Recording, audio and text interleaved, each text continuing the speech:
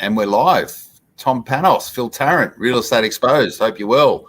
Thursday afternoon, about 1:40. I've had myself a nice, healthy, Tom, stir fry with plenty of vegetables in there. I looked at the greasy, fatty stuff, and I think there's some fried chicken in the Bay Marine. I went, that's what I really want to eat, but I knew that I'd be lying here on the floor with a food coma if I did that, and I wouldn't be on my A game, mate. How are you? I'm very good, and I can tell you, Phil, your future self will thank you. It's really interesting with good choices in life, whether they're dietary, whether they're exercise, whether they're actually crucial conversations, whether they're prospecting. It's your future self that actually will thank you enough. And what makes these choices often very hard is normally the good stuff, it doesn't give you a rush like a nice Krispy Kreme chocolate sugar donut does. It doesn't give you the instant gratification.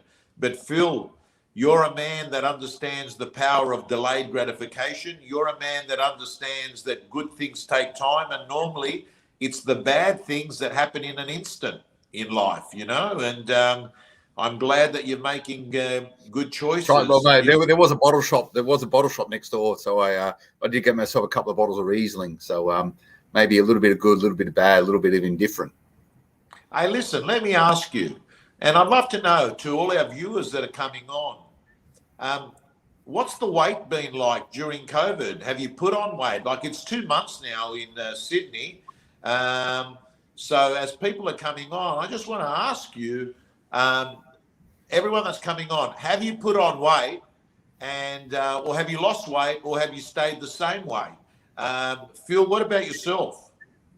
I haven't jumped on the scales. I remember the first lockdown. We spoke about this when we were doing our What's Making Headlines series one of this particular chat, and I completely got off the grog. I didn't touch a drop of alcohol for about 2 months by memory, and I was walking to work. I shed a few kilos. I got under 100 kilos for a long time. I'm quite a naturally big guy, so I was pretty lean at that point. Probably a bit too lean. I don't know. My doctor would say otherwise.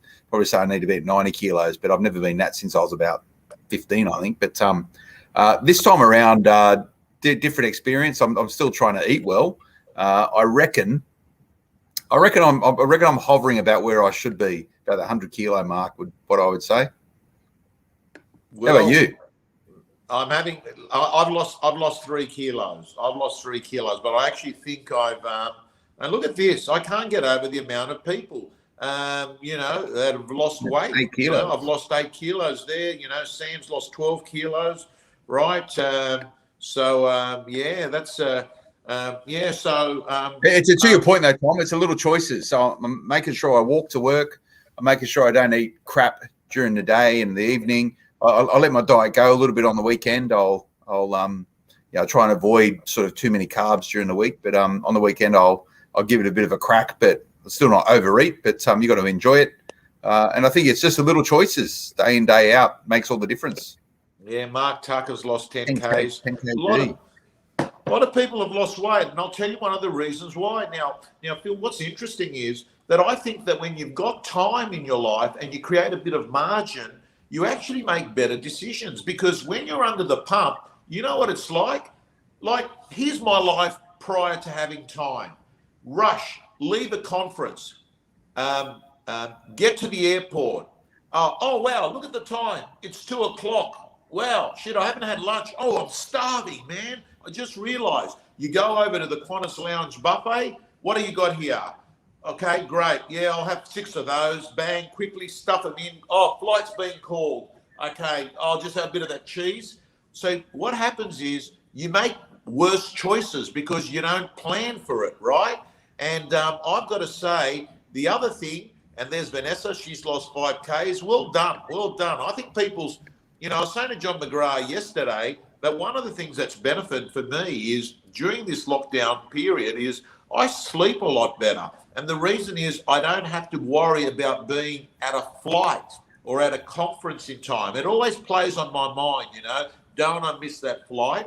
But Phil, the other bit is I'm curious, have people been drinking more alcohol? In the comments, I'd love you to, have you been drinking more booze?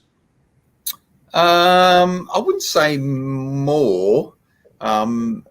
But I do enjoy the circuit breaker at the end of the day from work to home life. I normally have a glass of wine, and I think that's the Mediterranean way, right? If you weren't doing that, if you're in Greece or Italy or anywhere else along the Spanish coast there, people think you're a bit strange. So not drinking more. And when I do drink now, I think I drink less, just in general.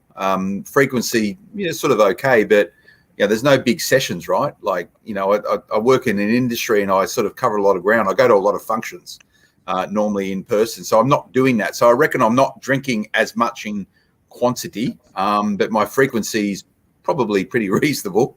You? Yeah, I'm drinking, as Mark Tucker says, drinking less booze, soft drink, and drinking more water. Well, that's why you've lost the 10 kilos, right? So this is what I drink. This is a good substance. This is the spark. It's the sparkling water, which out of a can. So you sort of get there, drink it. It's good. I drink a lot more water if I drink water that way. But I never go to a tap. Is that as good as drinking water? That's as good as drinking water? Yeah, it's got nothing in it. It's just sparkling water with a bit of like juice in it. There's no sugar. There's no fat. There's nothing in it except for a bit of sodium. Trina loves the circuit breaker. Trina loves the circuit breaker. She loves that word. You have listen, I've been so to answer you. So Phil, I had last night. I had 2 glasses of red the night before. I had 2. Then I didn't have any for about I'm like you. I reckon, man, I'm past the stage where that 3-4 drink mark where you hit that plateau and then you that tipping point. You don't enjoy every drink after that. You drink it, but you don't get that nice, relaxed feeling you get from your first or second drink. So I reckon that that's where you call it quits. Now, Rebecca says, I don't drink alcohol, but never given up my caffeine. Curious there. What's your caffeine like? How many cups do you have a day? Well, I get up, I have a coffee. When I leave the house, I walk past the coffee shop on the way to work and I have an espresso and another takeaway coffee that I finish my walk up to work with. And then that's pretty much, that's my morning done. Don't normally drink coffee in the afternoon. But the point around circuit breakers, I think having wine as a circuit breaker probably isn't a good thing. And most health professionals will probably tell you that. Occasionally it's okay. But I think the concept of a circuit breaker is critical, particularly in this environment and for real estate agents and other real estate professionals to find that circuit breaker, which is the shift in your routine each day to go from this gear into this gear. And the gear might be work. And then how do you actually transition and pivot into your after work mode? I always find a good trigger to do that is really good. I walk home, right? And that's the circuit breaker that says. Phil, that is very profound. It's sort of like a mark in the sand that basically says, okay, this is a non-work routine from here onwards, which helps you get your body and your mind ready for family and sleep, right? And I think you need it. Now, Phil, we've got a great few topics we're going to talk about today, and we're going to start off talking about a topic that actually was relevant to. Today I've got had a blocked toilet, and running around trying to get a plumber. And I said to my wife, I said, listen, let's just get it done. And she goes, we've got 2 toilets here. If one's got to stay blocked for the next few days, I'm prepared for it to stay blocked for the next few days because I'm not having someone unvaccinated come in with 650 cases in Sydney. And I said, let's try and find someone that's vaccinated. So I ring up my mate who does a lot of building work, and he's actually, mate, you want to talk about a guy dropped out of school in year 9, year 10. This guy's living off around $200,000 net income a week, out of property. But anyway, I asked one of his trades people, and this guy said, listen, I can be there in half an hour, and I want to let you know that I'm fully vaccinated, and I can also provide you an updated result of my last COVID test, which was 48 hours ago. So I have to tell you, that put my wife at ease, and he's come over, he's done the job, and that got me thinking, Phil, that there must be other people out there that at a time when there's a little bit of fear, a little bit of concern about COVID, no matter what your views and beliefs are, you need to understand that there's probably people out there that you serve as a mortgage broker, as a real estate agent, that are thinking to themselves, should we have a stranger walking into our home at the moment? And I think if you can show some evidence, any proof points to put them at ease, it's only helpful. It's not harmful. Oh, mate, I completely agree. And I had the same experience on Monday morning. We had to get a new dishwasher in, and a bloke come along and delivered it and installed it. And I was like, I wasn't that comfortable with it all. And I was asking questions without being too rude about trying to understand where in Sydney he lived and to get some sense of whether or not he was, at risk or whatever. But, are you actually allowed to someone, hey, before you enter my premises, let me see your latest vaccine certificate? This is the future that we have ahead of us. And we were only allowed to see, Tom, the last couple of days. There is organizations now, big companies, big, large, ASX listed companies, Qantas, SPC, the guys that make the baked beans and spaghetti and all that sort of stuff, have now mandated compulsory vaccinations for their team members to be able to work. Qantas in particular, they're saying, you need to be vaccinated against COVID-19 in order to operate inside this business. Now, it's a pretty brave move, and it makes you really give sense to all the decisions every single real estate agent, every single real estate office, every single mortgage brokerage needs to be making over the next period of time. Fair Work has actually issued new guidelines around this, where you can and cannot mandate vaccinations. It's a decision that everyone is going to have to make. We've been musing about it ourselves. So I don't understand. Does Fair Work say you can do it or you can't do it? On some conditions and in some circumstances, you can mandate vaccinations. Okay, I'd love to get our viewers that are watching this now on LinkedIn, Facebook, Periscope, YouTube. I'd love you to put your comments in there. I'm really curious. Do people believe that employers are able to force their people to get vaccinated to keep their jobs? Do people believe that an employer, your boss, like Alan Joyce has basically said, if you're working at Qantas by the 15th of November, I think he said 15th of November off the top of my head, you've got to be vaccinated, or what? You don't have a job. Yeah, it's difficult, and I don't, and this shouldn't be a discussion around the validity of vaccinations. I want it to be an anti-vax versus vax discussion. This is about vaccinations in terms of the workplace and business leaders. Anyone who is a company director, according to ASIC, probably need to have some pretty good understanding and advice around this, because particularly in real estate, if you're putting your team on the front line at open houses, they're as vulnerable as a hospitality worker.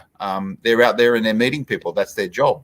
To mandate whether or not they should be vaccinated in order to do their job, that's a big call. We're trying to work it out ourselves here at Momentum, and a lot of our team members don't necessarily need to travel. They can work from home, but we have other team members, as you all know, we've got a big events business, who are on the front line.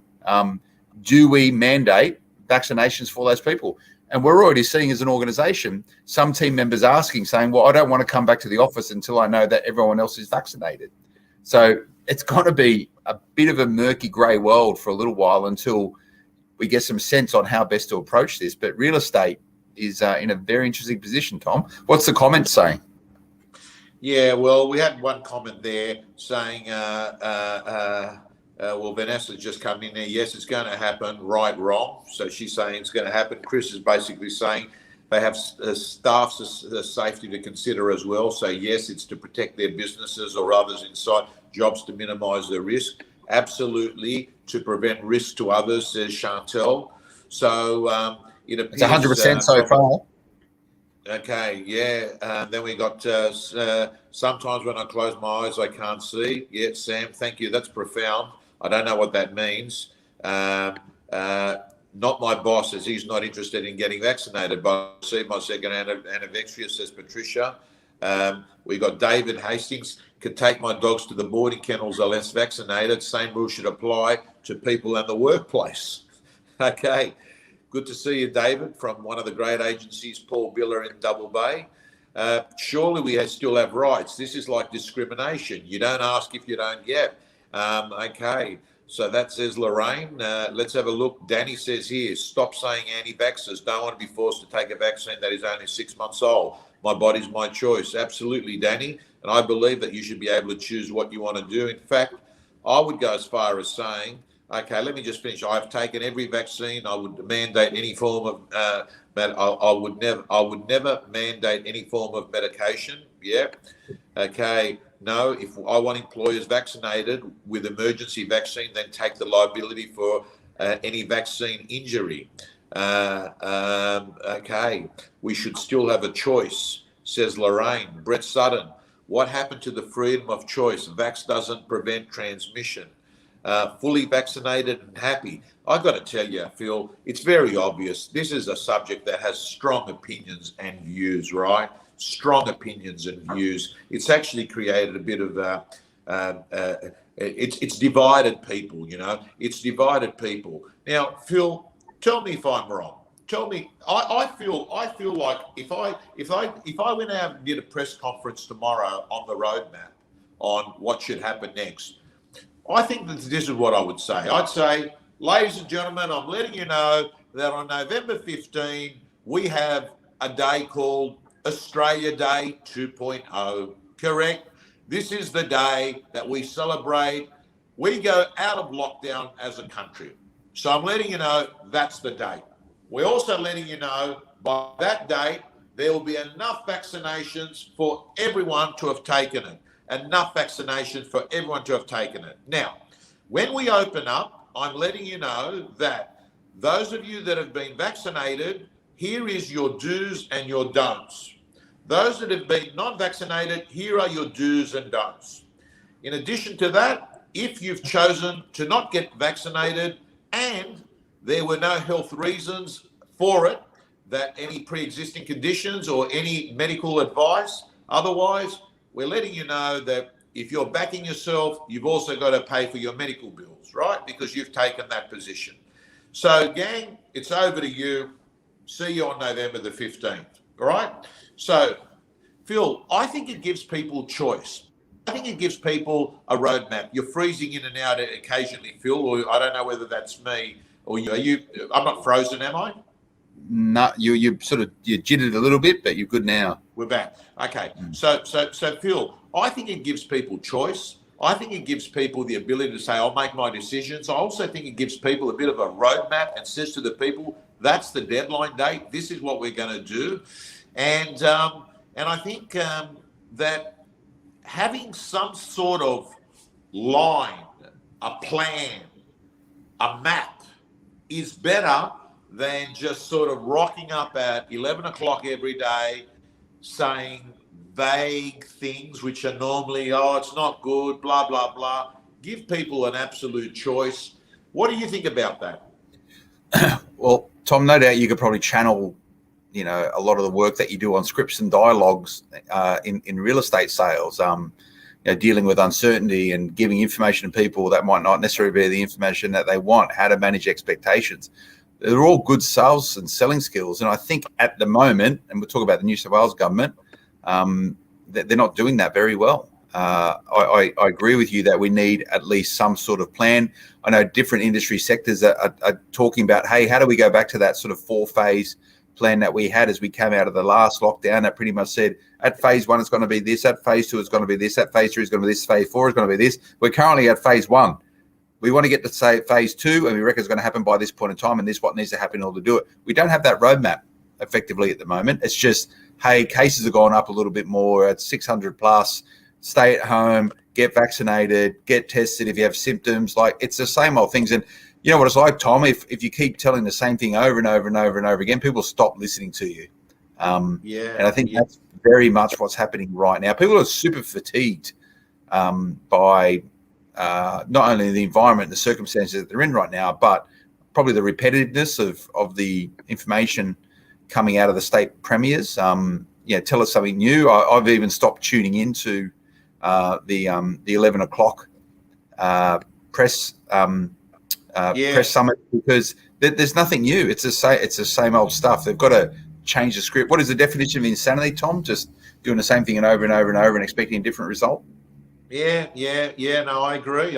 And you can't help it. You can't help it but realise that every lockdown, every restriction we're having, and the tighter they're getting, the numbers are getting bigger, right? They're getting bigger and bigger and bigger. So, Phil, I just think, I think to myself, 1,000,000%, you're absolutely right. The marketing piece here from the government in the communication of the narrative hasn't been good. And that's why you've got people being so divisive. That's why you've got people having so much hesitancy with things. That's why you've got people that aren't happy, the whole process. If this was a real estate marketing campaign, I'd give it a 0 out of 10. That's the truth of the matter. In every way that I would score it, right? I would give it a 0 out of 10. And does this mean discrimination is no longer against the law, says Trina? Marty Green, negative affirmation drilled into people can break them. And I think that's true. I think what's happening right now, is this. I think what's happening right now is that there are, and the data is coming through now. The data is coming through, Phil, that mental health is being affected. There wasn't data before, but now it appears. For instance, a subject that I'm interested in, because I've got 2 girls, there has been a 3-fold increase in suicide in young females.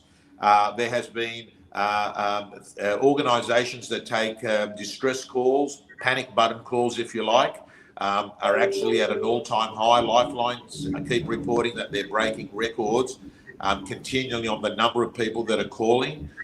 You're seeing incidents which are very sad, some of the incidents that you're seeing out there, you know, what people have done to themselves. And I've got to say, Phil, that what do we do right now? We've got, as we speak to you, like everyone that's watching this on our platforms or listening to it on the podcast from REB, you know, if you're in New Zealand, and I know you've got a lot of New Zealand listeners as well, in New Zealand, they're in lockdown.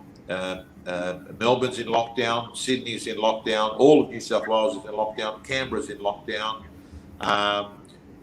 Most of the world that we operate, our brothers and sisters in real estate, most of them are in one form of a lockdown or not, except, of course, the beautiful Queensland at the moment. Western Australia is doing pretty well as well, but and Western Australia. Yeah, Western Australia. The point, Tom, is yeah, and I guess pulling these two things together, there's the definitiveness of saying we're out of lockdown now, and that's going to be a moment in time. And to everyone watching this, there will be a time where that will happen. And to your point, what did you call Australia Day 2.0? The POMs called it Freedom Day. There's got to be a point in time when it goes back to sort of how it was once upon a time beforehand. And that's a line in the sand, and everyone will cross it largely universally at the same time. The different states might move at different speeds, but Australia will propel and project itself out of it if it gets all these different things right. That we know. However, when you talk about the impacts of mental health, Tom, these things can linger and exacerbate and fester for many, many, many years. You might not actually realise the true impact of COVID-19 when it comes to people's mental health until, years and years ahead. Everyone right now is the combined effort to try and help the nation out of this lockdown, but that doesn't mean this problem for a lot of people and these issues and the complications of it goes away immediately. For many people, it might start them or kick them off again. And that is the problem. And I think that's what a lot of the dialogue around this is that you've got government decision makers and COVID restrictions are made by state governments. It's not federal. The federal tries to steer and get some level of continuity around it, but it's the state premiers and it's the state government's decision about what they choose to do when it comes to deploying a COVID response at a state level. The big question is that, yes, they're trying to stop the immediate health impact and strains on the health systems to combat the COVID-19 virus. And we all know the stats around the death rate of COVID-19 and how it's tracking here in Australia. The likelihood of death because as a result of COVID-19 is pretty low. However, does that offset the long-term mental health challenges that are going to exacerbate and fester into years ahead as a result of it. And that there is probably the most contentious point when it comes to COVID-19, Tom. Okay, well said. Now, Phil, most of our audiences are people that are in the real estate industry because, of course, we bring this as Real Estate Exposed, Real Estate Jim, Tom Panos, of course, REB, and listing numbers and turnover is what provides food on the table for our real estate agents. They live off turnover. And they're all hoping, they've all got their fingers crossed that we're going to get a big launch of spring listings, which, by the way, is only around 12, 13 days away. Is that right? Yeah, it is, mate. The 19th today. It's just around the corner, mate. You think we're already in spring, the weather we've had? Yeah, the winter's, wow. Okay, winter's finished for another year. Beautiful. So we're in spring. Are we going to have the spring blitz? I don't know. And the reason is that we now have many sub-markets that are affected by variables such as restrictions. So we turn around and say in Queensland, one would expect it to be a normal spring. You then turn around and you look at Melbourne, well, hey, they're supposed to open by around September the 2nd. I don't know whether that's going to happen. And it doesn't look likely, and they've got a premier that's always more on the conservative side. So there's a possibility, like in Melbourne, let's be clear, you can't list or actually inspect the property in their lockdowns. They're not like the Sydney lockdown, right? So I would assume that you will only get a lot of property hit the market. You will only get a lot of property hit the market if there is no restrictions in Melbourne. In Sydney, I can say to you, Phil, other people take my auction bookings, but to my surprise, you know, September the 4th, 13 booked. September the 11th, no longer taking bookings, fully booked out. September the 18th, fully booked out. So I have to say, it appears the stock is coming on the market in Sydney. People are using online auctions. They've adapted to them. The buyers don't mind them. The sellers live with them. And I would assume to say that in Sydney, and, you know, people are coming on here. Chris signed 2 yesterday, Tom, using the prospect hard on the phones, can control what you can't control, build the pipeline, well said. Here's another. I don't know whether this statistic's right or not. 276 suicides in 2021. So again, please remember when we put these up, these are people making comments there. That could be correct. So Phil, I think a lot of it's got to do with we're sub-markets. We're in sub-markets. But what I can say to you, this is a definite. This is not an opinion. This is a fact. This is validated by RP data. There's a lot of people that have had appraisals done on their properties. So I think that's a leading indicator. When there's a green light and you can actually sell a home with no restrictions, it's off to the races. There's going to be stock on the market because there's repressed activity. And I always say... You're still calling that, Tom, because we spoke about this 4 weeks ago and you alluded to a discussion you have with John McGrath that subscribed to the same idea of you, that it's going to be a frenzy. It's going to be a stronger, I think, quote unquote, it's going to be the strongest market you've ever seen when we sort of go through this spring selling season. Is that just going to be pushed forward a couple of months? Should real estate agents not think that they're having holidays over January this year? Absolutely, because I think that, you know, I've been working in this business for 34 years, and one thing I've learned, Phil, is that in every 12-month period, there's X amount of property that needs to get sold, right? So what actually happens is that if it doesn't happen for a particular 3 months, all that happens is it's pushed forward to the next period, right?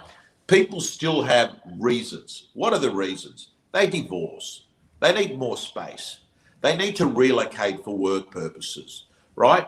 And by the way, the points that I just raised, they've actually been exasperated. They've been amplified during COVID. You know, the divorces have gone up.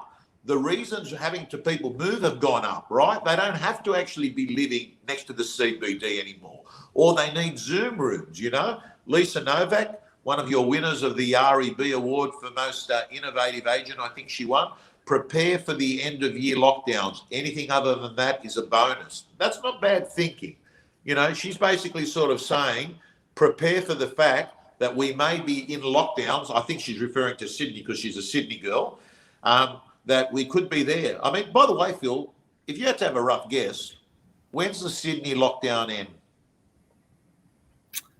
Well, when this first happened, I think on our very first Real Estate Exposed, Tom, I said that expect to be homeschooling all through term 3 into the term 3 school holidays, with potential for kids back to school